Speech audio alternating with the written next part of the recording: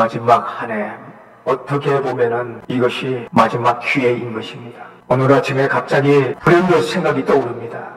몇 해 전에 주일 아침에 문자 한 통이 왔습니다. 제가 존경하고 절친한 목사님이 지난밤에 심장마비로 숨을 거뒀다는 소식을 들었습니다. 토요일까지만 해도 주일 보내고 월요일 만나가지고 식사하며 이야기를 나누자고 하셨는데 내일은 결코 오지 않았습니다. 그 순간 하나님의 음성이 제 마음을 쳤습니다. 내일은 항상 오는 것이 아니다. 내일을 우리가 꿈을 수는 있지만은 절대로 보장이 없다. 내일은 하나님께서 반드시 열어주셔야만이 우리가 맞이할 수 있다는 겁니다. 그러므로 오늘이 내 삶의 실제가 되어져야 되는 것입니다. 오늘의 결과물이 되어야 되는 것입니다. 오늘의 삶이 실제처럼 가장한 신기루가 되어서는 절대로 안 되는 것입니다. 여러분, 예수 그리스도와 함께하는 인생은 언제나 사실만 존재한다는 사실입니다. 미국에 가면은 LA에서 라스베가스 쪽으로 한 4시간 정도가 걸리는데 쭉 가다 보면은 광야길이 열립니다. 태양이 내려지는데 그 주변에 가시나무들이 살려고 팔부동을 치면서 나무가 꼬여가지고 있는 모습을 봅니다. 그런데 차를 타고 보면은 저 멀리서 물결이 출렁이는 모습처럼 보입니다. 그런데 다가가서 보면은 물결은 사라지고 아무것도 없는 거예요. 여러분, 이것이 바로 신기루예요. 형상만 보이지 실제가 없는 거예요. 우리의 신앙은 이런 신기루가 되어서는 안 될 줄로 믿습니다. 여러분, 우리가 한 생에는 누구를 막론하고 어느 날 갑자기 멈출 수가 있습니다. 오늘 우리가 예배드리는 가운데에도 누군가에게는 하나님께 드릴 마지막 예배가 될 수도 있습니다. 그렇다면 주님은 지금 우리의 삶을 바라보시면서 묻습니다. 열매가 어디에 있느냐? 여기에 우리가 무엇으로 대답을 하시겠습니까? 누가복음 오늘 13장에 보면 무화과 나무는 마치 우리의 인생의 모습인 것입니다. 하나님은 지난 시간 동안 저와 여러분이 느끼지 못했을지라도 단 한 번도 우리를 포기하지 않으셨습니다. 하나님은 기다려 주셨습니다. 기다리고 있는 것입니다. 그러나 주님은 오늘도 말씀을 하십니다. 금년에도 그대로 두라. 내가 다시 파고 거름을 주리라. 이 말씀은 두 가지 얼굴을 가지고 있습니다. 한쪽은 자비의 얼굴, 아직 기회가 있다. 다른 한쪽은 경고의 얼굴입니다. 그러나 그 기회도 영원하지 않다는 거예요. 사랑하는 여러분, 2025년도 이 마지막 주일 하나님이 우리에게 한 해 더 시간을 주신 이유가 무엇이겠습니까? 그것은 우리가 변화하기를 원하시기 때문인 줄로 믿습니다.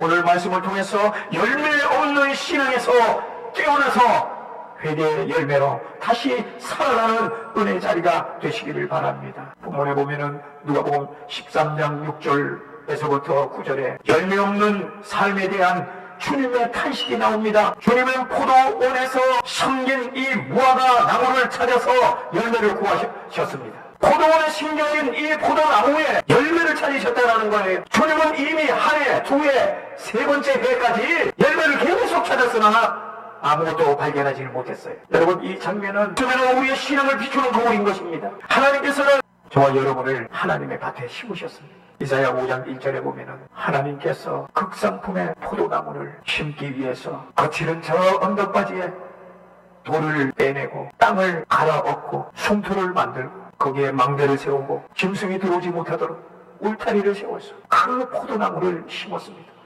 왜 이렇게 하나님께서 모든 환경 최고의 극상품의 포도나무를 얻기 위해서 이렇게 하나님께서 조성을 하셨을까요? 그것은 바로 좋은 포도나무를 얻기 위해서입니다. 여러분, 하나님께서는 저와 여러분이 정말 극상품의 포도처럼 최고의 신앙의 자리에 오를 수 있도록 은혜를 주십니다.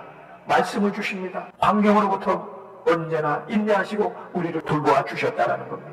올 한 해 동안 우리의 신앙이 여러분 모양만 남는 나무로 혹시 서 있지 않았습니까? 예수님께서는 외식하는 종교 행위를 꾸짖었습니다. 좋은 나무마다 아름다운 열매를 맺나니 나쁜 나무는 나쁜 열매를 맺느니라. 열매 없는 나무는 땅만 버리게 된다라고 말씀을 하셨습니다. 우리 주님은 우리의 삶 속에 열매를 보기를 원하시는 거예요. 어떤 신학자는 하나님은 우리의 성공을 보는 것이 아니고 성숙을 원하신다고 말씀을 하셨습니다. 교회 열심히 출석, 그리고 봉사, 헌신, 기쁨 자체가 열매가 아니라는 거예요. 하나님의 열매는 무엇입니까? 바로 사랑과 용서, 그리고 인내, 겸손입니다. 갈라디아서 5장 22절에 보면은 성령의 열매를 맺어야 되는 거예요. 사랑과 희락과 화평, 오래 참음, 자비, 양성, 충성, 온유, 절제, 이 9가지 성령의 열매가 맺어져야 되는 것이죠. 신앙, 이것이 만약에 없다면 신앙생활 좋은 직분을 가지고 그렇게 땀 흘려 헌신하고 하나님한테 봉사한다 할지라도 이 열매가 없다면 그것은 껍데기일 뿐입니다. 미국의 한 목회자가 권사님의 신방을 하면서 이렇게 물었습니다. 올 한 해 주님께 드릴 열매가 무엇입니까? 이렇게 물었을 때 그분은 눈물을 흘리면서 주님을 더 사랑하게 된 마음 하나입니다. 이렇게 고백을 했다라는 거예요. 바로 이것이 열매인 것입니다. 주님을 더 사랑하는 그 마음, 이것이 바로 열매인 것입니다. 할렐루야. 여러분, 주님을 사랑하면은 주님께서 하늘 보내주시고 우리를 불꽃 같은 눈동자로 인도하시며 우리의 필요를 넉넉하게 채워주시는 줄로 믿습니다. 주님은 오늘 우리 각자에게 묻습니다. 내가 내 삶에 사랑과 회개의 열매를 찾아? 이렇게 묻습니다. 여러분 안에 사랑이 그리고 회개의 열매가 과연 있느냐? 찾아보았느냐? 내 마음속에 숨겨져 있는 사랑과 회개가 내 마음 안에 찾을 수가 있는가? 은혜 중재하시는 포도원지기 오늘 이 8절의 말씀을 합니다. 열매 없는 나무는 찍어버리라고 합니다. 주인 앞에서 포도원지기가 간청을 하잖아요. 한 해, 두 해, 세 해 동안에 아무런 열매가 없으니까 땅만 버린다 이거예요. 그러니까 찍어버리라는 거예요. 그러니까 이 포도원지기가 간청을 하는 거예요. 금년에도 그대로 두소서. 내가 두루 파고 거름을 주리니 이 포도원지기가 누굽니까? 바로 예수 그리스도예요. 우리가 한 해 동안 살아가면서 아무런 열매가 없다 할지라도 주님은 우리를 사랑해 주셔서 올해도 하나님 버리지 마십시오. 뽑지 마십시오. 내가 다시 거름을 주고 땅을 파서 내년에는 반드시 좋은 열매를 맺겠습니다. 그때 가서 열매가 없으면 뽑아버리십시오. 여러분, 주님은 보좌 옆에서 우리를 위해 지금도 중보 기도하고 계시는 거예요. 오늘 이 포도원지기는 하나님 앞에서 아직 자르지 말아달라고 간절히 부탁을 합니다. 예수 그리스도의 피값으로 우리를 감싸 주신다는 거예요. 저는 이미 잘려나가야 할 무가치한 나무였지만은 예수 그리스도의 십자가 보혈로 우리의 인생의 걸음, 그것이 되어서 다시 생명을 우리에게 공급해 주시는 거예요. 이것이 오늘 마지막 주일에 우리가 붙잡아야 할 은혜의 메시지인 것입니다. 주님은 아직도 우리를 포기하지 않았어요. 회개할 수 있는 한 해 더 시간을 허락해 주신 겁니다. 베드로후서 3장 5절은 이렇게 말합니다. 주께서는 아무도 멸망하지 아니하고 다 회개하기를 이르기를 원하시노라. 할렐루야. 영국의 선교사 허드슨 테일러는 실패와 낙심 속에서도 하나님은 결코 포기하지 않으신다고 말씀을 하셨습니다. 내가 다시 쓰임받는 이유는 오직 주님이 오래 참으심 때문이라는 것이에요. 사랑하는 여러분, 주님은 오늘도 여러분의 인생을 다시 파고 그 판자리에 걸음을 주는 중이에요. 주님이 우리의 손길을 거부하지 말고 부드럽게 여러분 받아들이시기를 바랍니다. 다시 한번 말씀을 드리자면 우리가 올 한 해 2025년도 돌이켜볼 때 아무런 열매가 없다라고 자책할 때에 우리 주님은 우리의 공허한 그 마음속에 예수 그리스도의 십자가의 보혈을 부어서 우리의 마음을 완전히 파서 그곳에 보혈의 걸음을 주어서 2026년도에는 많은 열매를 맺기를 원하는 줄로 믿으시기를 바랍니다. 할렐루야. 주님은 자비의 기회를 주셨지만 그 시간도 어쩌면